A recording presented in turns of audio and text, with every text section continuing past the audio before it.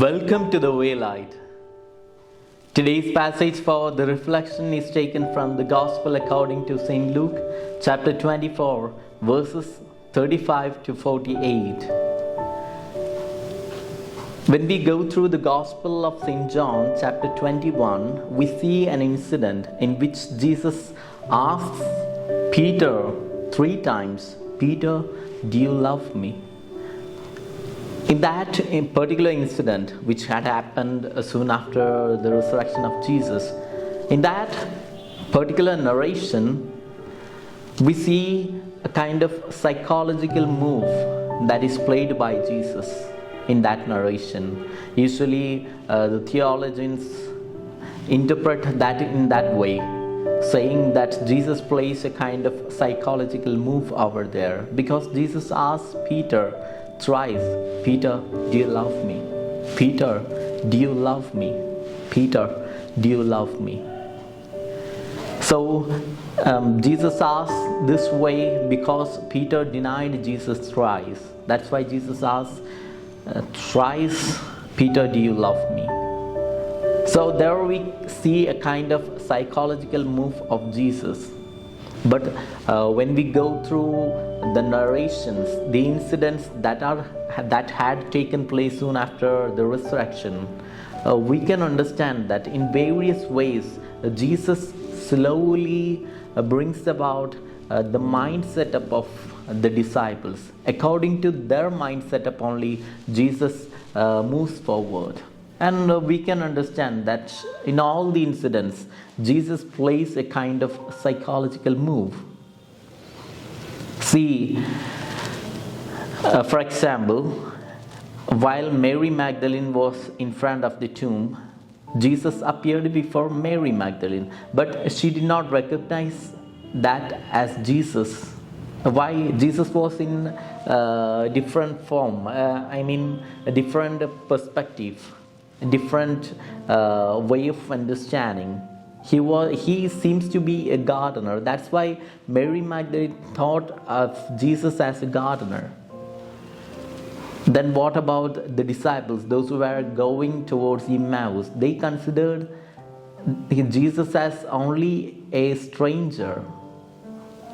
They were walking with Jesus for a long period of time, but still they understood Jesus as a stranger. That means Jesus was in little bit different form.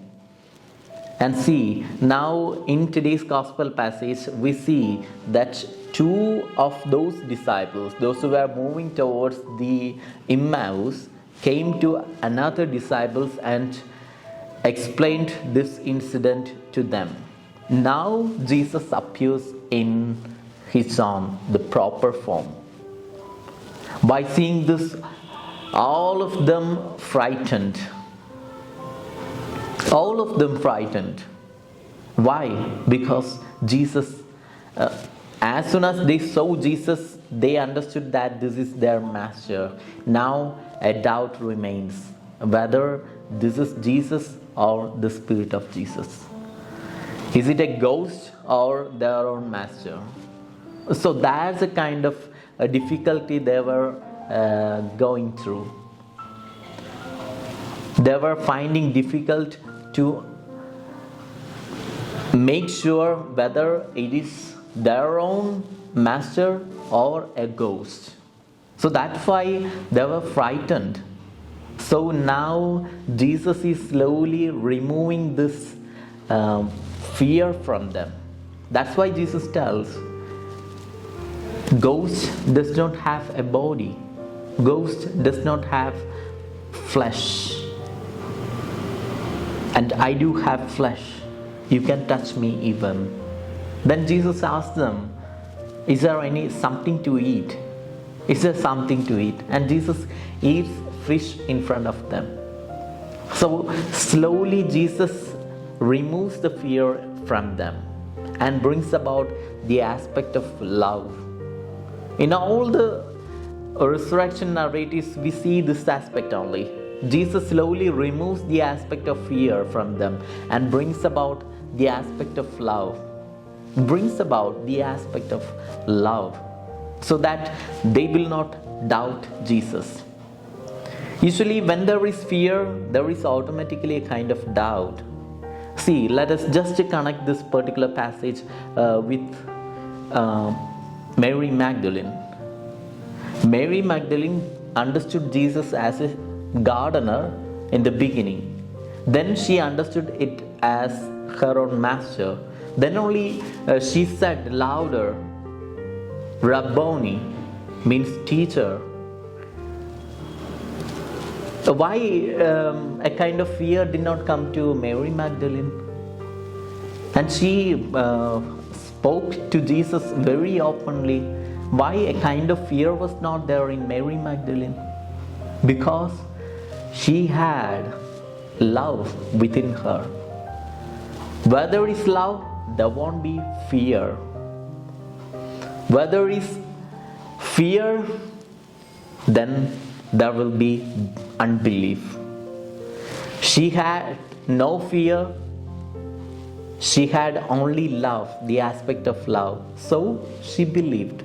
Now, when we see the disciples of Jesus, they had that kind of love aspect. They were having a kind of fear within them. So they were not able to believe in Jesus. So we need to take away the fear aspect from us and bring about love, so that we will trust Jesus, we will believe in Jesus. So in today's gospel passage, we see that Jesus removes the fear aspects from the disciples. That's why I said that Jesus plays a kind of psychological move.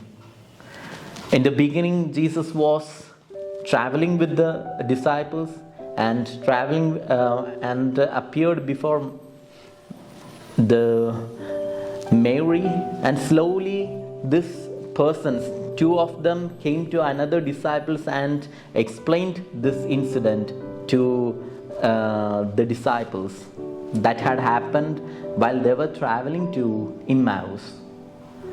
Now, accordingly, at that moment, Jesus appeared before them, and slowly Jesus is taking away the fear aspect from them and bringing the aspect of love.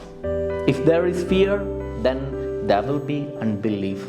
If there is love, true love, then there is a kind of aspect of trust.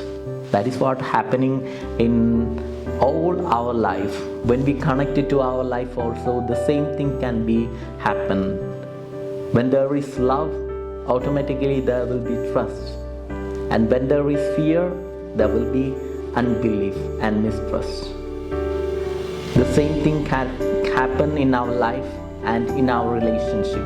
And let us remember and contemplate on our relationship. How is our relationship with our neighbors? How is our relationship with God, our loving Father? Is it based on love or out of fear? If there is fear, then we do not believe in God and other persons too. And if our relationship is on the basis of love, then everything is possible. God will bless us, and automatically we will have a kind of belief, a strong belief in Jesus Christ. May God bless us all.